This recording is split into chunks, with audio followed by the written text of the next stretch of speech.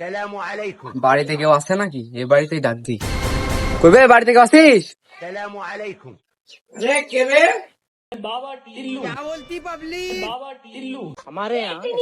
এই উপরওয়ালার নামে কিছু দিয়ে দে, তোর মঙ্গল হবি। আমার বাড়ির তো ছাদ নাই কো, উপরে কেউ থাকে না, দিতেও না, যা। तू समझा? কিছু দিয়ে দে, তোর বাপের ভালো হবি। আমার বাপ তো জেলে আছে। আমার কিছু দিয়ে দে, তাহলে তুই মেলায় টাকা পয়সা পাবো। আমি তো টাকাই কিনতে পারি না। আমার কিছু দিয়ে দে, তাহলে তোর নানির ভাবির খালাতো বোনের ভাইয়ের সাওয়ালের 50 বছর হায়াত বেড়ে যাবি। 100 বছর আগে তো মরে গেছে। আমার কিছু দিয়ে দে, তাহলে তোর বইয়ের 2টি সাল হবে। ওই শালির তো আমাকে তো 3 দিন আগে নাঙ্গের সাথে চলে গেছে গা। আমার 2 মুঠ চাল দিয়ে দে, তাহলে তোর ছোট ভাই সরকারি চাকরি হবে।